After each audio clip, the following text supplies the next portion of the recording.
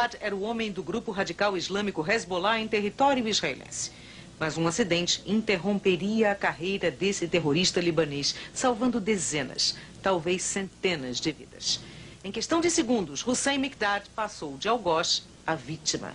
A bomba que ele usaria no atentado explodiu antes do tempo. O documentário que o GNT exibe agora traz cenas chocantes. Mikdad, o relato de um terrorista, está começando.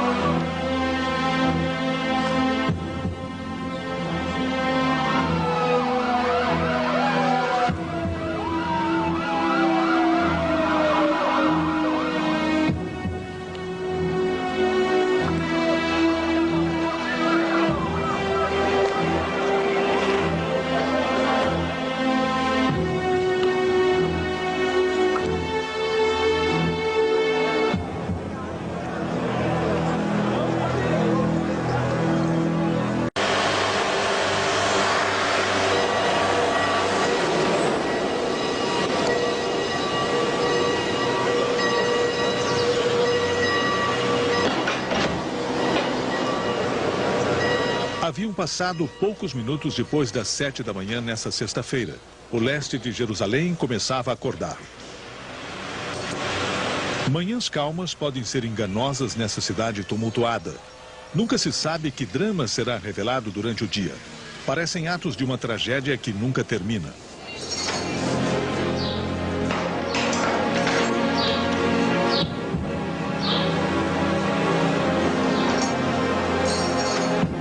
O Lawrence é um hotel de terceira categoria além das muralhas da cidade velha. O dia era 12 de abril de 1996. No quarto 27, um homem preparava uma bomba.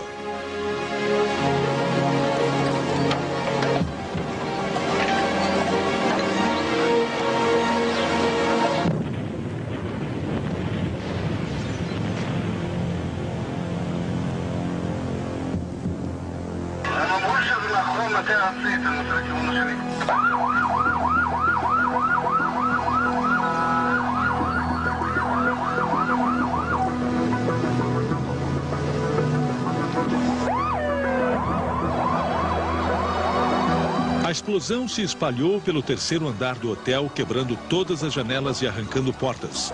Milagrosamente, apenas um homem saiu ferido, o hóspede do quarto 27.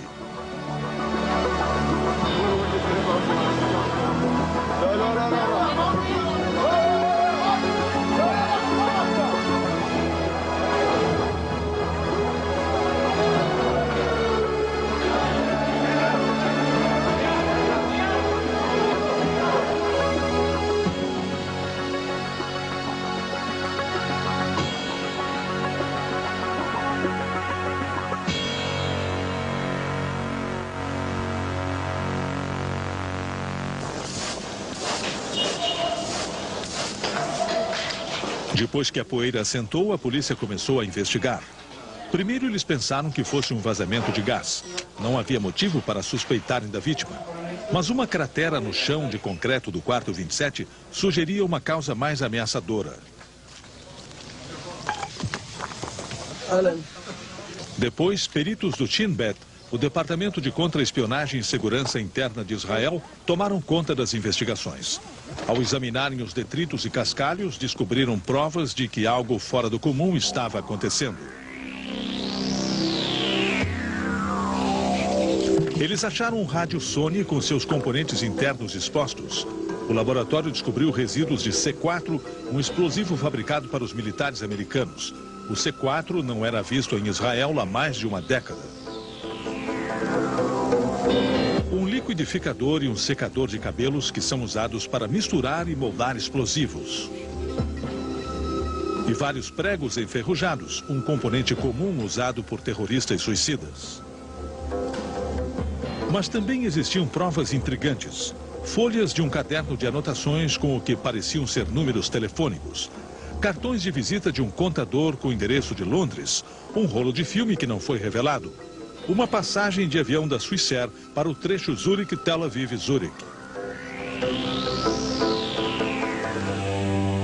Havia panfletos de viagem e mapas turísticos da Europa. E havia um passaporte.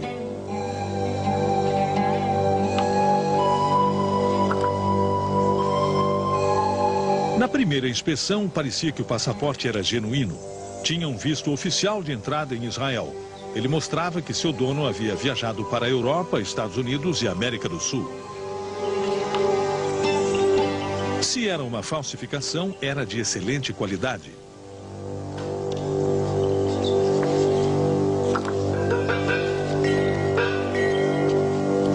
O passaporte pertencia a Andrew Jonathan Charles Newman, um cidadão inglês nascido em Londres em dezembro de 1970.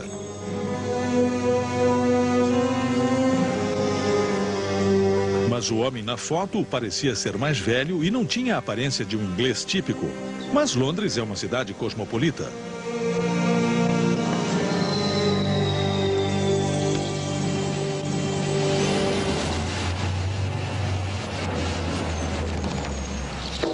O escritório do Mossad em Londres contatou a Scotland Yard e informou o que havia descoberto.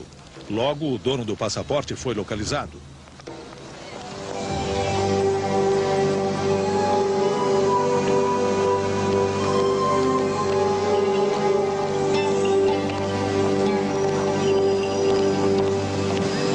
Este é o verdadeiro Andrew Newman. Ele ficou surpreso ao ler seu nome no jornal.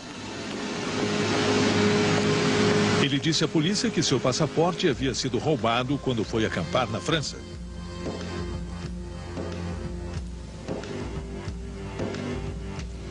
Quem era este homem? O que estava fazendo com explosivos? Quem o enviou? E por quê?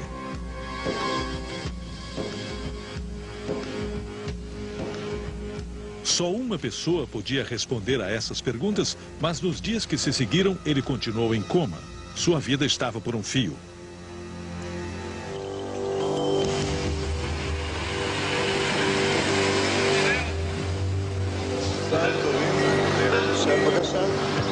O estranho estava no melhor hospital de Israel, o Hadassah.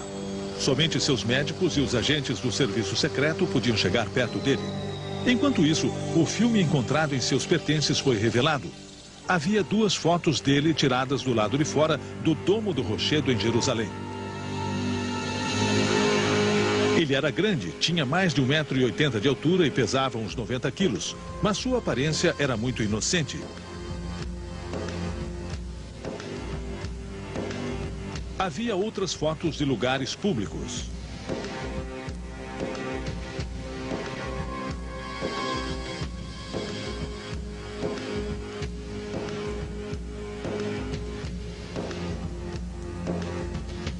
O lugar nas fotos era fácil de ser reconhecido, o centro Dizengoff em Tel Aviv. O local que um mês antes serviu de cenário para um atentado devastador.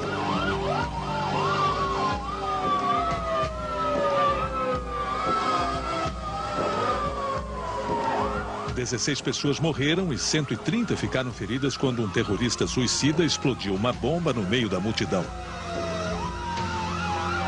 Mas será que havia uma ligação entre esse atentado e a explosão acidental no hotel?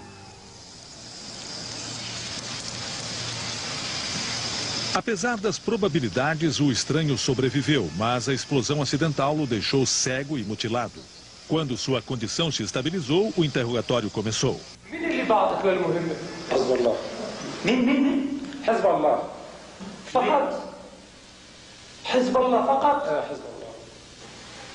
كيف اختاروك لإلك؟ أنت شو جيمس بوند أنت جيت لهون؟ كيف أخذوك لإلك؟ مين أنت؟ قلت لك على أساس أنا مثلا اللغة الإنجليزية عند مثلا شخص طويل. شو كل العرب بلبنان يعني كل... Ele começava a recuperar as forças e tivemos permissão para visitá-lo. You look alright. Thank you. Put your hands in.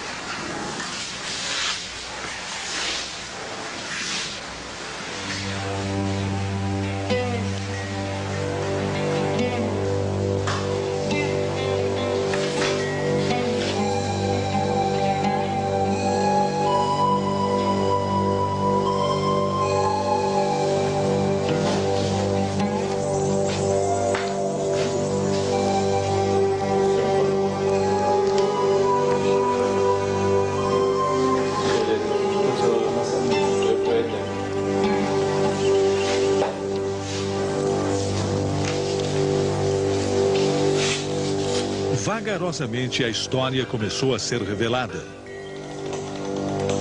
Ele é Hussein Mikdad, um libanês de Beirute, um membro da milícia do Hezbollah que foi enviado pela organização para realizar uma missão mortífera. Uma missão que faria dele um herói para o Hezbollah e um pesadelo para Israel. They choose me because maybe I have the specification of this mission, but how and they have planning, I don't know. Excuse me?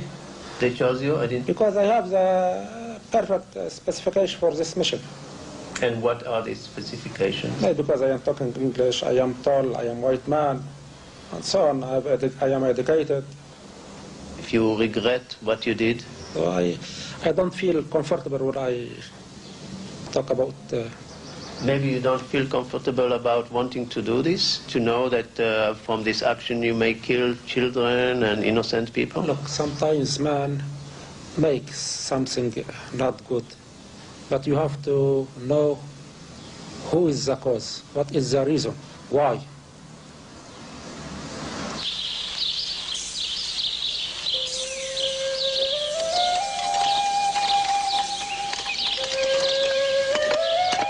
A história de Mikdad começa em Lassa, um pacato povoado que fica a uns 50 quilômetros ao norte de Beirute. Durante séculos, os cristãos maronitas viveram pacificamente com a minoria xiita muçulmana. O mais velho de uma família de 6, Mikdad cresceu ao lado das crianças cristãs do seu povoado. Isso foi antes de o furor religioso infiltrar-se no Líbano. O Líbano era um modelo de coexistência e Lassa era um exemplo perfeito. A antiga igreja maronita e a mesquita local ficavam a menos de 1 quilômetro de distância uma da outra.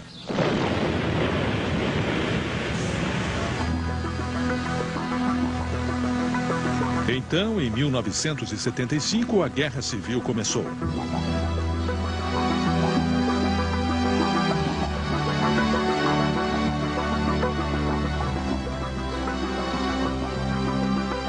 A minoria muçulmana na região sentiu-se ameaçada e deixou o povoado. Milhares de refugiados xiitas trocaram as áreas rurais pelas cidades. A família Mikdad foi parar no sul de Beirute, nos arredores de Haret Reik.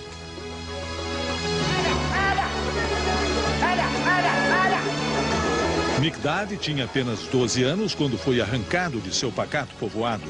Agora ele estava em uma cidade em declínio. Mesmo assim, insistiu em continuar com a sua educação. I grew up in Beirut. Yes.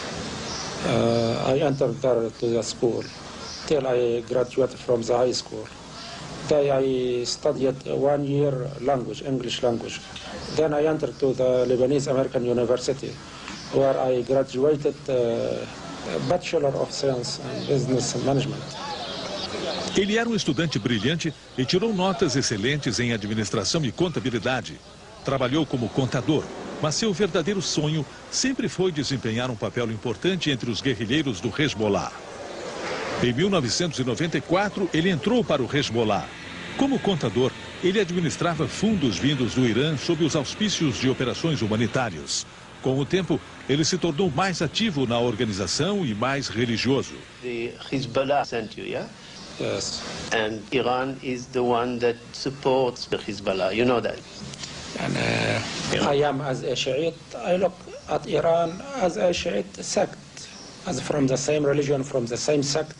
So we have relation between between us and them in that case, in this point.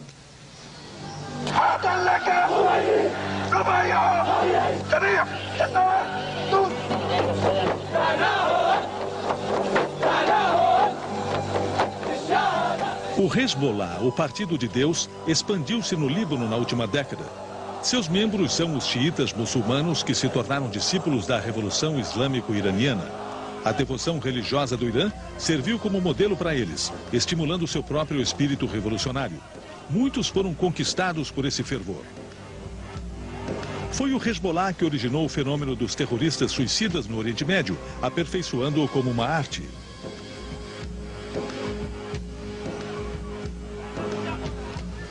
O conflito com Israel é sua principal preocupação. Eles consideram o Estado judeu como sua maior ameaça e sua destruição foi considerada uma obrigação religiosa. In Lebanon, Because of the war, we were living in dangerous situation in a way that man feel each day danger and feel risk about his life. So what can we do? We have to fight to let our land free. That is what causes me to join the resistance.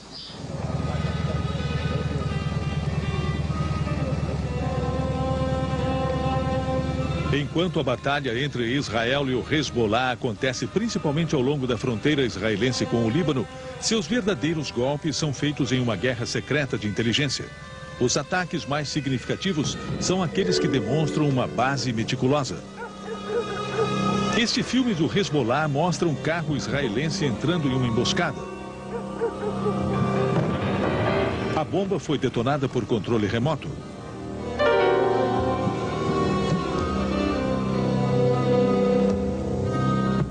Outro filme mostra um terrorista suicida infiltrando-se em um posto de vigilância israelense. 2 soldados e o terrorista foram mortos no ataque. Este vídeo, mostrado aqui pela primeira vez, foi feito pela inteligência do exército israelense. O carro está levando 3 agentes do serviço secreto do Hezbollah. Nos arredores de seu povoado libanês, eles foram pegos por uma unidade de elite israelense.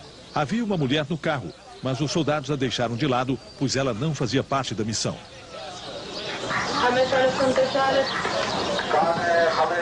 Os 3 oficiais foram retirados do veículo, tiveram um saco preto colocado na cabeça e foram levados embora. Uma pequena vitória na guerra secreta da inteligência. Nesse ciclo infindável de violência, cada ataque leva a outra rodada de confrontos. Mas o que os jornais e a mídia divulgam é apenas a ponta do iceberg. Daqui a pouco, o Hezbollah aposta no arsenal humano para fazer frente à superioridade tecnológica de Israel.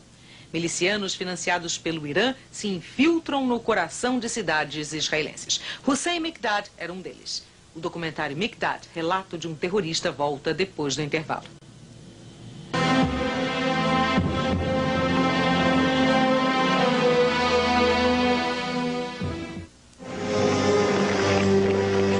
A TV libanesa divulgou imagens dos restos de um carro que foi explodido em uma estrada.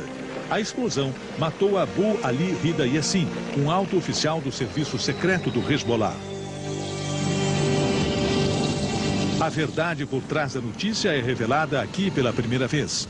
Deixando sua casa no povoado de Nabatia, em seu caminho para o trabalho, Abu Ali Rida não percebeu o silencioso avião de reconhecimento, operado por controle remoto, que acompanhava os seus movimentos, como já havia feito nos dias anteriores. Ao sair dos arredores de seu povoado, 2 helicópteros israelenses de combate apareceram atrás das colinas.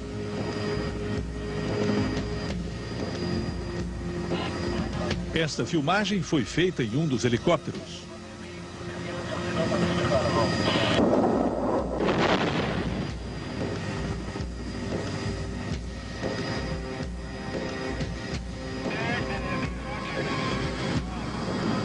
Durante o tempo todo, o avião espião gravou o ataque.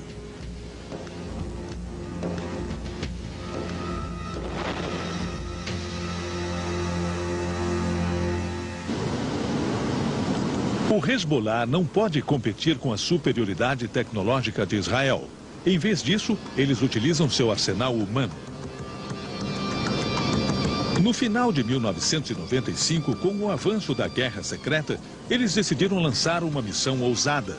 A operação, autorizada e financiada pelo Irã, tinha o objetivo de se infiltrar no coração das cidades israelenses. Eles acreditavam que Hussein Mikdad tinha o perfil perfeito para esta missão. كيف انت؟ والله اقول لك نفسيتي تعبانه كان. شو معناتها تعبان؟ والله يا احيانا مصدق لما بفكر بحالي هيك بقول يا ريتني ميت وارتاح. ليه؟ ولو؟ لك عندي مرة وعندي بنت، كيف بدي ارجع لايدان لاجران؟ يا حسين انا سالتك كيف وفقت لعمليه من هذا النوع؟ قلت لك يا عيال هو الحماس الوطني اللي دفعنا، بتعرف واحد لما بيبقى الجامعه بيبقى طالع بنظريات الثوره والتغيير والديمقراطيه والحريه والعداله. وخاصة نحن يعني ربينا نحن مجتمع حرب، ربينا بالحرب، نحن كنا أطفال وربينا بالحرب. يعني مسألة الحرب صارت مسألة عادية عندنا يعني. Em novembro de 1995, Mikdad foi levado para um campo de treinamento iraniano clandestino no Vale Bekaa.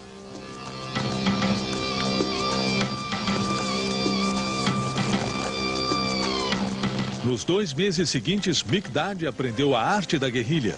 Ele aprendeu a atirar, a evadir-se e a fazer vigilância.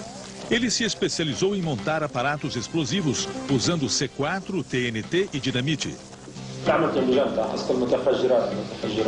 كم واحد كنتم؟ كنا 4. قديش أخذت معك الفترة التدريب؟ هي كفترة تدريب أخذت أقل من شهرين، يعني شهر وشوية. قولي بس مين اللي بعثك للمهمة دي؟ أول واحد حكي معي واحد اسمه أبو محمد. Ao completar o seu treinamento com sucesso, Mikdad foi informado sobre sua missão especial. My mission was difficult. And you immediately accepted? When they asked you to do it, you accepted? I didn't refuse it immediately and did accept it immediately, but finally, yes, I accepted. What was the reason, the main reason for you to say, yes, I will do it? Because of the occupation.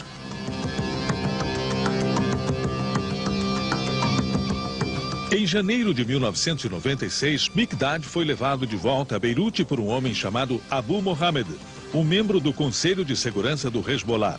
Mohammed disse a ele para não falar nada sobre a sua missão e esperar por sua convocação. Sua espera foi curta. Em março de 1996, Mikdad entrou em uma embaixada iraniana em Beirute e tirou uma foto para seu passaporte falso. Abu Mohammed deu a ele um pequeno rádio-relógio. Os materiais para fazer a bomba estavam escondidos no meio dos componentes eletrônicos. O detonador estava em um tubo oco que ficava no meio da antena e era ligado ao temporizador do rádio. Os explosivos foram embalados a vácuo, difíceis de serem detectados. Foi aqui que Mikdad soube que a pessoa responsável por essa operação era ninguém menos do que Imad Mugnieh, o chefe invisível do serviço secreto do Hezbollah. Essas são as únicas fotos dele, que foram tiradas há mais de 10 anos. To look at the nature of the terrorist attacks that Mugnieh was involved in, these were practically all attacks that served Iranian interests. Imad Mugnieh is probably the one terrorist that is responsible for more deaths than any other single terrorist in our time. People of many nationalities have been hurt by his terrorist attacks.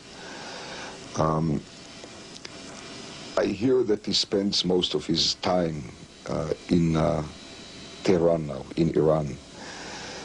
Which is a safer place for him, safer than Lebanon. But every once in a while it is reported that he has made short visits to Lebanon as well. הייתי מגדיר שהחיזבאללה זה הזרוע המבצעת של המדיניות האיראנית בחו"ל.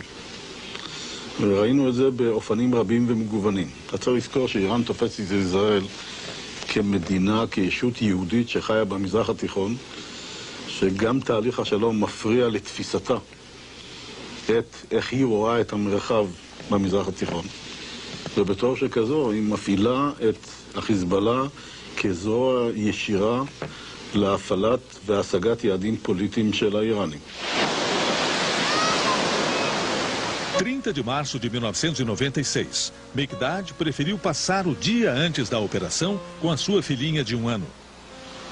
What was the most difficult moment for you? Yes, when I left home and left my wife, my daughter, my family, it was very difficult time. What did you tell them? I told them I am going to make a trade. I mean, I want to trade in clothes. Where did you tell them that you were going? I told them I am going to Turkey.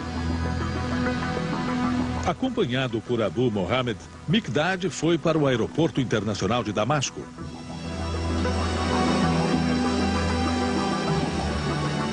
Ninguém suspeitou do rádio que Miqdad levava ao embarcar no voo 708 da Austrian Airlines para Viena.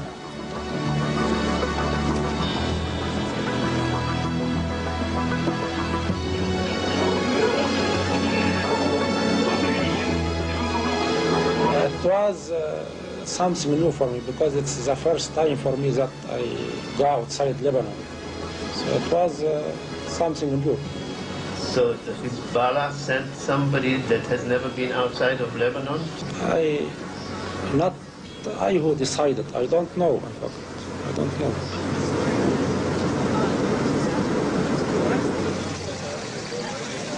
Quando chegaram a Viena, um lugar onde os espiões limpam sua identidade, Abu Mohammed deixou Miqdad. Ele teve de se virar sozinho nas 24 horas seguintes. Miqdad trocou $200 por chelins austríacos no aeroporto. Durante a sua missão, ele usou apenas dinheiro. Do terminal, ele pegou um táxi para Westbahnhof, a estação central de trem de Viena. Seu próximo encontro foi em um café dentro da estação. There I met the person who gave me a new passport. And after an hour, I left.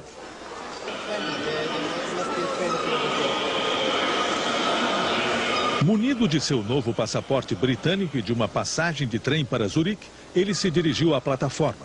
Antes de embarcar, olhou pela primeira vez a sua nova identidade. A partir daquele momento, ele era Andrew Charles Jonathan Newman e teve de se acostumar a ser um súdito inglês.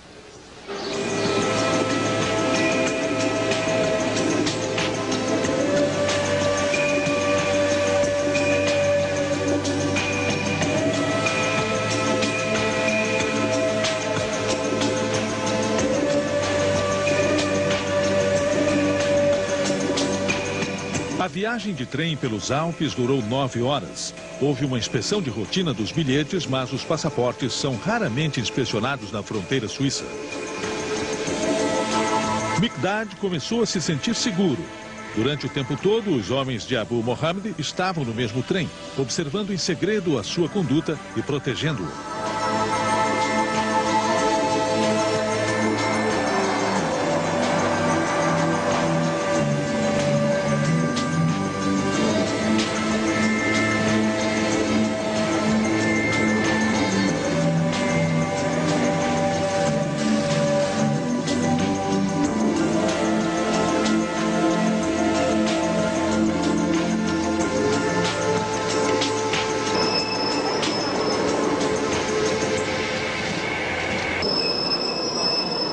Primeiro de abril, Hussein Miqdad, também conhecido como Andrew Newman, chegou à estação de trem Flughafen, em Zurique.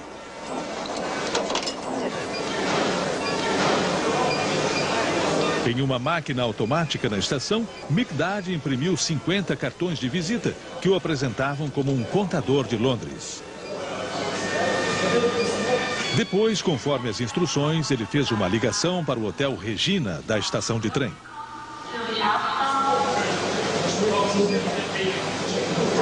He called me and was, as I remember, he asked for a special.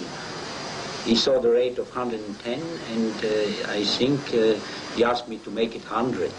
And I thought, okay, come by, we will see.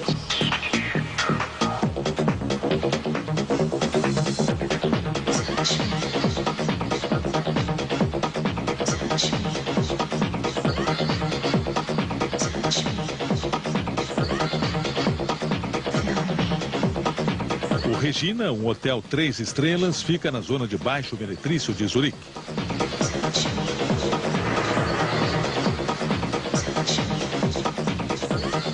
É uma área onde a indústria do sexo e a prostituição crescem, onde cafetões e garotas de programa moram e trabalham.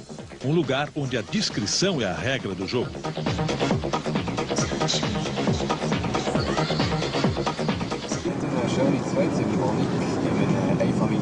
Miqdad pegou um táxi para o hotel.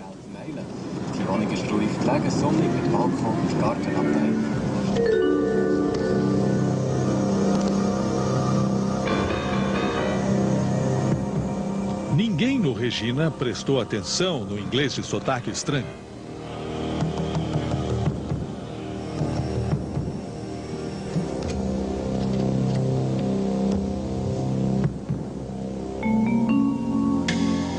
Ele ficou no quarto 217, o modesto quarto de solteiro.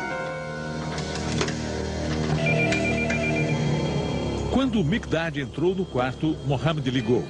Eles marcaram o encontro para o dia seguinte na estação central, às 9 da manhã, embaixo do grande relógio.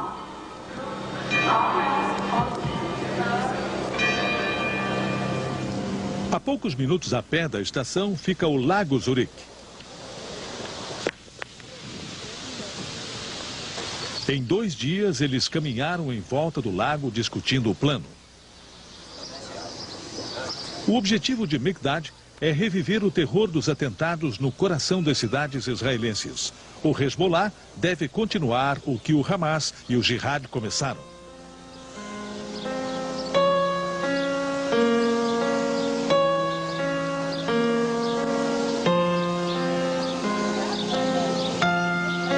Eles falaram sobre o disfarce de Mikdad. Abu Mohammed queria que Mikdad se familiarizasse com sua nova identidade. O mundo acreditaria que ele era Andrew Newman, mas primeiro Mikdad tinha de acreditar nisso também. Na agência da Swissair em Zurique, perto do Regina, Mikdad comprou uma passagem para Tel Aviv. Ele pagou em dinheiro. Depois, em seu quarto, ele pratica a assinatura de Andrew Newman.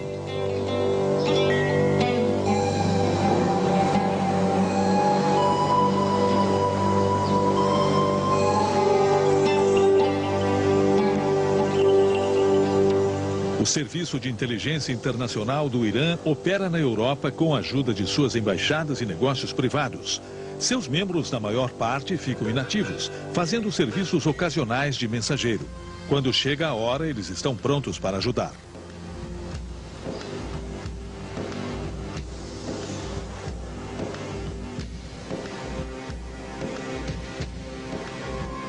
Tal serviço foi prestado para Abu Mohammed. Em Zurique, ele recebeu nomes e telefones de palestinos em Jerusalém que ajudariam Mikdad, fornecendo mais explosivos e guiando-o quando necessário.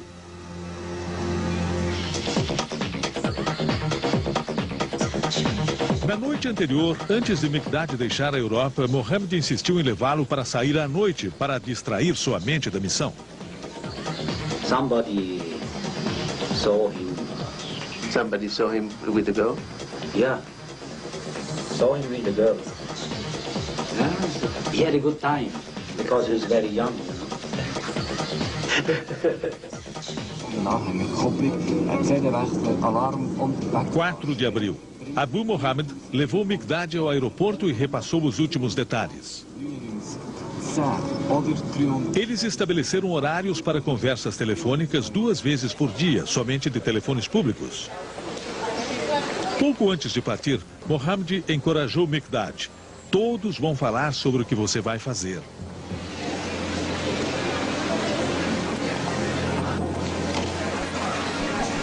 A segurança do aeroporto de Zurique é tida como uma das melhores do mundo.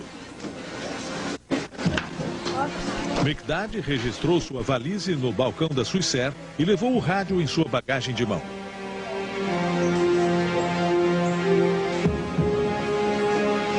Ele estava calmo e respondeu sim e não às perguntas que lhe foram feitas no portão de embarque. Pediram que ele colocasse sua bagagem de mão no scanner.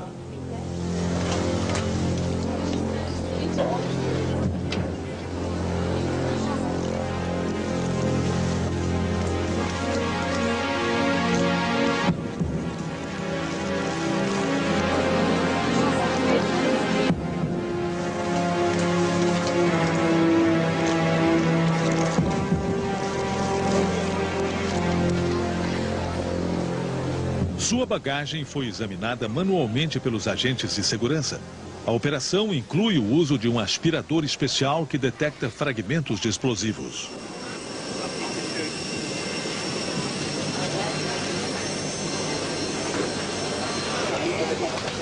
Pediram para que Mikdad ligasse o seu rádio.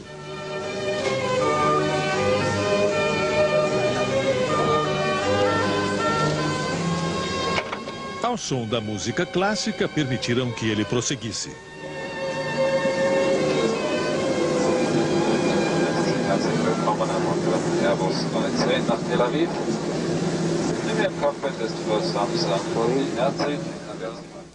A chegada de Mikdad a Tel Aviv. A missão dele começava de verdade. O primeiro passo, andar pela cidade à procura do melhor lugar para o atentado, onde o estrago pudesse ser maior. É o que você vai ver já já depois do intervalo. Aguarde.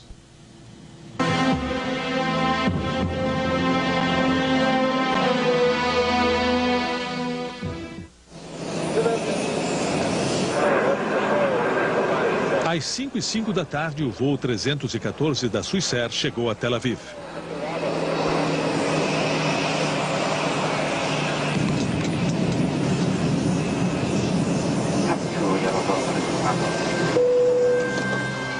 When I reached here in Tel Aviv, and I went down from the airplane. You were not afraid of... No, no, I wasn't afraid. Nothing. What do you mean nothing? You came to an enemy land. No, I didn't fear or didn't realize nothing.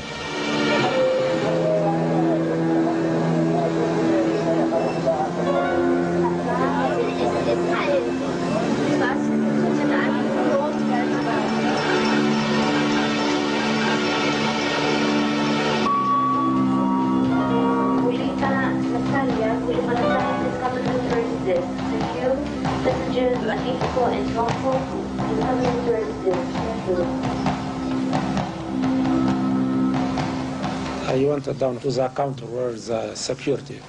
I gave her my passport. She looked at it, then it signed it. Did she ask you any questions? No, no, no. Only she took the passport and put on it the visa or the entrance. I don't know. No problems? No problem. I took my luggage and I go outside. I took a taxi, I gave him the address. No,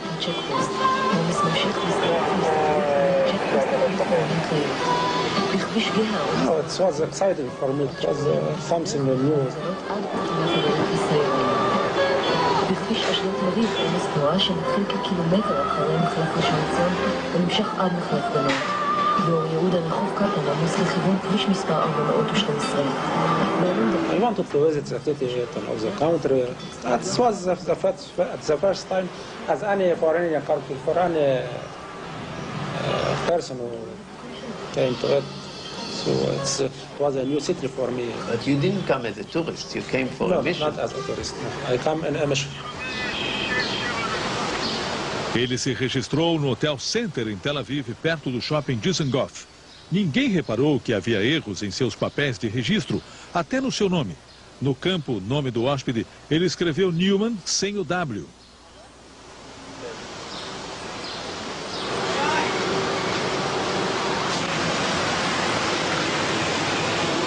Durante 3 dias, ele andou por Tel Aviv, procurando pelo local onde o seu atentado pudesse causar mais estragos e tirando fotos de lugares movimentados. Todos os dias, às 8 da noite, ele fazia contato com Mohammed deste telefone público. Ele ligou para 673-4678 e 221-2099. Esses são números de telefones públicos que ficam na estação central de trem de Zurique. Eles falavam em códigos.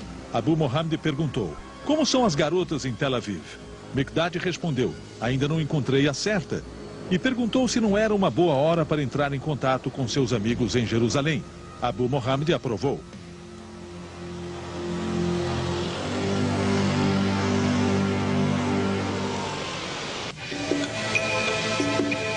Na manhã seguinte, Mikdad pegou um trem de Tel Aviv para Jerusalém. Lá ele se encontrou com 2 de seus contatos, ambos de uma facção radical islâmica. Eles o levaram até o mercado. Mikdad achou que era o local ideal para o atentado. Eles foram para o shopping mais moderno em Jerusalém.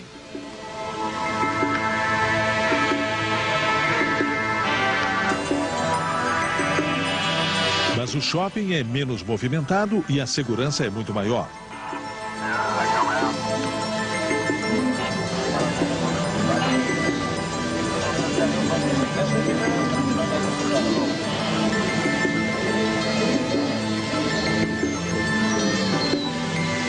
Depois andaram pelas ruas de pedestres, um ponto de encontro popular.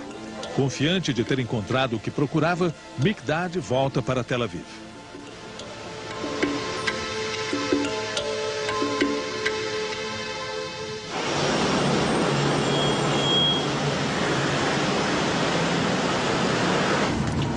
נוידו 77 קיבל את הנסיעה לירושלים. 9 de abril de 1996, 10h30 da manhã. Mikdad pegou sua bagagem e foi de táxi para Jerusalém. Ele se registrou em um hotel perto das muralhas da Cidade Velha, na parte árabe da cidade, ao leste de Jerusalém. I saw him. Yeah. He looked a tall guy, strong one.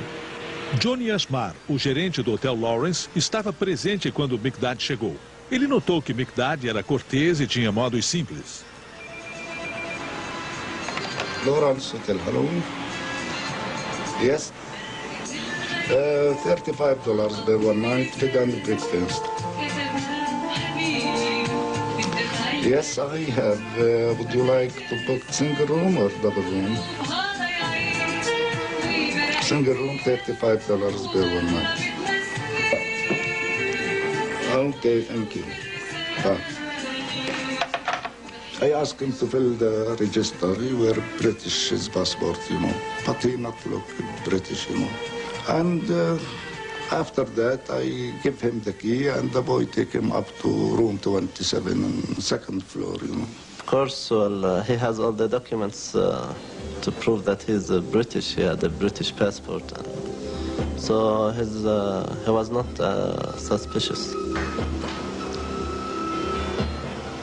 O quarto 27 se tornou o laboratório improvisado e o QG da operação de Mikdad. Seu contato levou para ele 1 quilo de explosivos plásticos, uma caixa de pregos enferrujados e alguns aparelhos básicos. O leste de Jerusalém é povoado em sua maioria por árabes e Mikdad finalmente começava a se sentir em casa.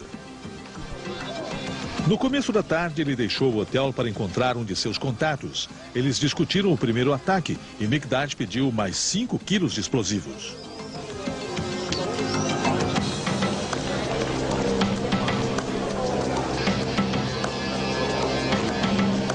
Em seu tempo livre, Mikdad passeou pela Cidade Velha e visitou os lugares sagrados em Jerusalém.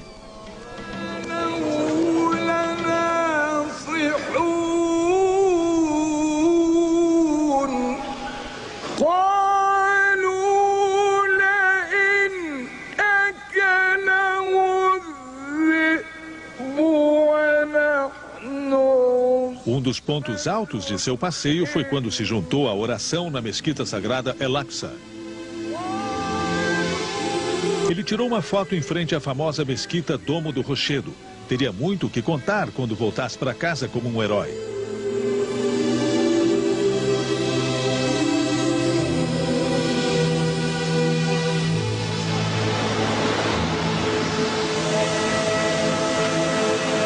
Em 11 de abril, Mikdad se reuniu pela última vez com seus colaboradores. Até então, 4 pessoas sabiam sobre a operação de Mikdad. Mas Mikdad não tinha escolha. Ele não podia fazer isso sozinho. Eles escolheram o lugar do atentado e delegaram atribuições. Mikdad ligou para Zurique para passar o relato da situação. Abu Mohammed aprovou o plano e deu as suas bênçãos. The night before, yes, I came to the hotel. I made a shower. Then I was having a story. It was a book. I think the النور الذي انطفأ or something like that. I slept I lay in the bed. I wanted to continue the story. Then I slept. And what happened after that, I don't know.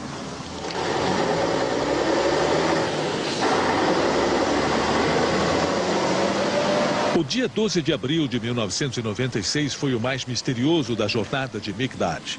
Às 6h30 da manhã, os 2 quartos vizinhos ao de Mikdad ficaram vagos. Seus hóspedes saíram inesperadamente. No quarto 27, Mikdad começava a desmontar o seu rádio de 12 faixas.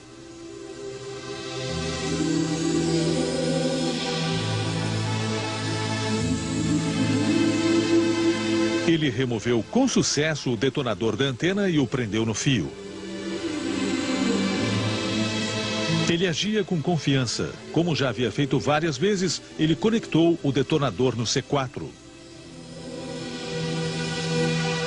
Who gave you the explosives? I took them from a person here in Jerusalem. This was his job, to give me the material. He came to the hotel and he gave me the explosive in my room. Do you know this person very well? No, I don't know him. It was the first time for me that I see him.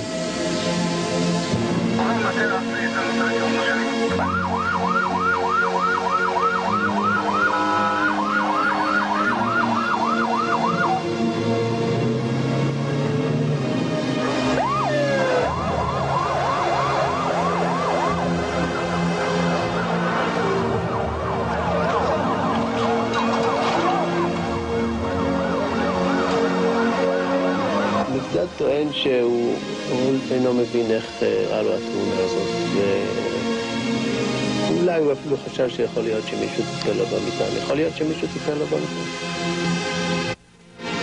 גם אם טיפל בו מישהו במיטה, אני חושב שאני ברעיון כזה לחשוף שיקולים אופרטיביים ישראלים. בוא נמשיך בתשובה הזאת תחת הגדרה של אין תגובה, ובוא נעסוק בעומק כיצד הראה לו את התאונה.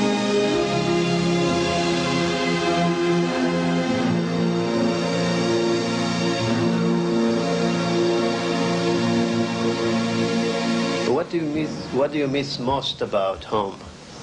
My daughter. You know, a lot of memories. Sometimes I was feeding her with a spoon. I was putting on my neck. I was taking her with me outside. So on. And you miss that? What? You Yes, miss that? I miss that. Depois da explosão, a identidade de Mikdad foi divulgada nos jornais de Beirute em uma breve nota da agência de notícias. Na noite seguinte, a esposa e a filha de Mikdad foram tiradas de sua casa pelo Hezbollah e levadas para Lassa. A família deu duas declarações. A primeira nega qualquer ligação com a explosão. A outra nega a existência de Mikdad. Look, I paid the price. I paid the price.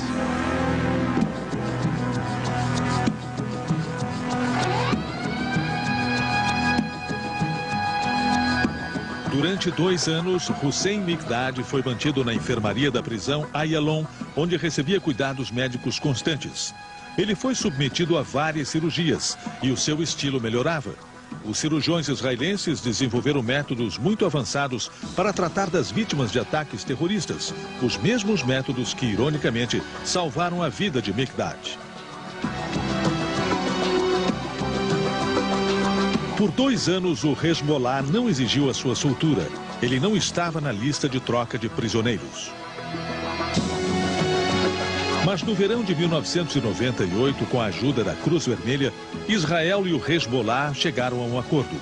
O corpo de Itamar Ilia, um soldado israelense que morreu em combate no Líbano, foi trocado por vários prisioneiros do Hezbollah e por corpos de soldados.